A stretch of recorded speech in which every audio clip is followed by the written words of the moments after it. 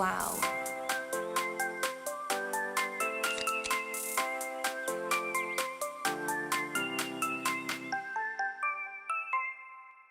Hi everyone, today I've got a fun gameplay using Maganga for you.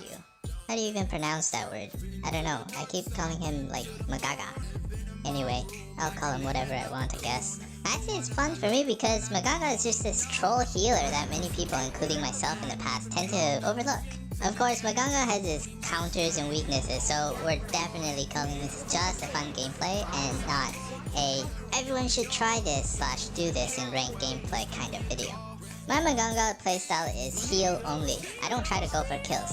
So I'm just gonna keep my allies alive, and I choose to have 3 of these core items, the first 3, Orb of Magi, Boots, and Apocalypse, to get my 35% cooldown rate, and then the Arcana is gonna give me the last little bit of CD. And then the rest of my items will maximize ability power. You'll notice that I don't build any Magic Pierce, and again, that's because I'm a healer. I only kill people when they let me kill, so I don't need piercing. I don't often build the Orb of Magi so early or at all in my builds, and I think that's because I prefer the boomsticks for the poking playstyle. However, for Maganga, again, I want the AP stack as early as possible. I want the CD, so this is going to be a very viable choice for me. Oh, and Apocalypse? Well, you know me. I love this sword. It reminds me to use normal attacks. It gives me a little bit extra when I try to push down towers. And right now in this build, it also gives me that 10% extra cooldown. There's not a whole lot I want to say about the early game. I'm aggressive, I get into people's faces, I stand my ground, you know, zone out people with just my presence, I suppose. I feel like I don't really need to pay attention too much to the macro either. I just kind of, you know, gravitate to where I can be sort of like a second support kind of player. Alright, so with all that being said, let's get back to talking about my kit and the build. My main healing ability is ability 2. It's going to provide me with the sustain heals and put numbers on the heads of my allies. If you don't know much about Maganga, the higher numbers, the more damage and heals the ultimate will provide. So if I can chain up my ability 2 stacks onto my allies, you know, if I can get the number 2, 3, 4, 5 onto my allies, I can give them a healthy burst of heal using my ultimate. And then I carry the heal talent. So I'm going to have 2 burst heal abilities and then 1 sustain heal ability. Not bad if you ask me. I'll also mention that from the offensive perspective, the numbers mean that your ultimate will do a lot more burst damage to the enemy. Normal attacks and any ability hits will deal a stack, and when that number is on the enemy, the stack will also deal burn damage over time. I think it's something like 3 seconds or so, never really timed it. It's awesome for just, you know, killing enemies and getting a WTF just happened kind of reaction. At least when I get killed like that, I would. In Chinese, people say 莫名其妙, you know. I love it. It's not only the burn damage that gets people, just look at the range of the ultimate. It's as large as Talon' first ability range, and you can't dodge this burst of damage. So if you got like, you know, 5 stacks on like a tank, and he's got, you know, 1,000 to 2,000 HP, he's dead. You know, you've seen the EMP blast in the Matrix, right? Here, I'll show you.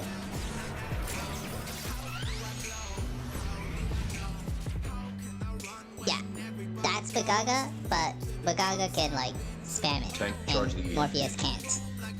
Alright, so I'm gonna comment through the remainder of this game, because this is just so funny.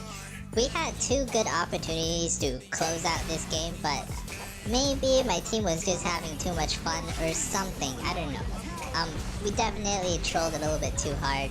But hey, I'm not gonna complain because thanks to that, I'm gonna get this nice one-on-one with Malak later on, and you're gonna see the incredible outplay, no-brainer outplay by my Maganga. So, here Violet really low, below half HP, and she's still fighting. And that's no problem because I can just heal her up. Oh, wait a sec, she's already now at quarter health and now she's full health. That's the cool thing about Maganga. It's just, I mean, she doesn't even need to recall. I'm sure she realizes it's because she now cancels her recall. I mean, sure, yeah, Amelie was pushing in the top wave, so if no one responded, the recall was a sensible thing. But she's full HP, full mana, completely 100% fighting form again. Alright, so what's gonna happen? I was a little bit afraid here because he's totally overextended and I'm not a tank, okay? So the thing about Magaga is that he cannot replace a support. Look, Emily comes in and I have to just back off. I don't have any sort of control abilities to be able to, protect the backline. In stark contrast, Arum here was able to just use her ultimate and control the Malok to death. Yeah, Magaga as a secondary support is good because, if nobody cares about you and you're just on the side doing heals for your team, you're gonna do great things. But if you're gonna be a tank, if you're gonna be the primary support trying to protect the backline, I don't think so. Alright, so game over, right? Well, not so fast. Santa's and Violet dies to the fountain, and in the meantime, Chiaru and I could have closed off this game if she had just continued to support us with the normal attacks. Obviously, she didn't trust the Magaga heal. We saved Chi from the Baldom ult, but she jumps in and ended up getting herself killed. That was too funny. Anyway, at least Arum and I were able to get off of that engagement. No problem. Arum gets caught a little bit by the Baldom and the Malok, but I'm just healing on the side here so quickly that both sides realize nobody can kill anyone, so we break off. There's not a lot of things we can do on the map right now, so I'm just gonna go into the red side jungle and clear it up. It doesn't seem that our Violet or our Xanax is gonna come get this because we've been pinging now the dragons, so I'm just gonna pick up this red buff. Magaga could use the red buff. I mean, I do a lot of normal attacks, so every time I normal attack, I can slow down the enemy. However, here, Baldom with a nicely timed ultimate. Violet rolls, so she doesn't have any more movement skills, and even with my burst of heal, I could not save her from the Amelie just running right in. I was very certain that Arum was already dead by this point, but Xanax decides to press forward, so I had to go up. My heal does not come in time, and oh no, now I am stuck with the 1v1 with this Malok. Malok is cutting me real low. One more slice and I'm dead, but my ultimate is in time, and what an outplay. Was he at 3000 HP when I killed him like that? Yeah, in this epic replay, you can clearly see I had like 200 HP left, and he had 3000 and a little bit more. Needless to say, I was spooked and wanted to recall, but then I remembered I was a Magaga and there's 4 dead, 2 of us. We can win this. We can win this. We can win this, I believe. Let me just heal you. Come back here. Come back here. Come back here. Oh no. The Chi with the insane dodging skills that dodged the teammate's heal. But I'm not gonna go down for free. As soon as I come up, it's an EMP blast right in the face of that Tell-Honest, and at least we got the Tell-Honest for that. Alright, let's take a look. So in the final fight over here, what's gonna happen? The enemies split 3-2, so we have a 3-on-3 down here on the bottom. Malok, very aggressive, but he definitely underestimated the power of the Magaga heal. We come out of that fight, all of us, still at full HP. Triple kill going over for the side, well, for our Violet here. Now we're gonna roam middle, trying to pick up the other 2 people. I'm at 5-4-20. Can we pick up another little assist over here?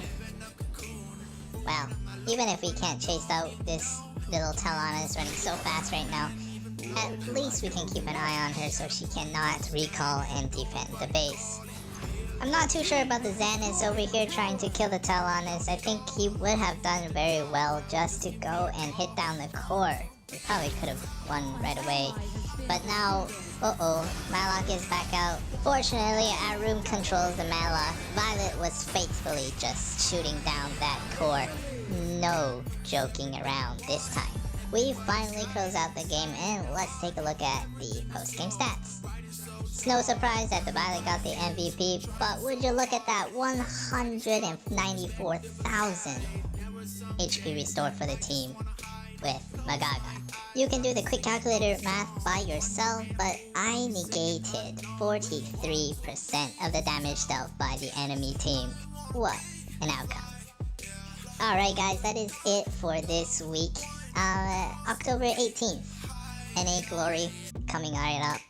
If you haven't done so, please sign up, and we will see you on the stream on Thursday.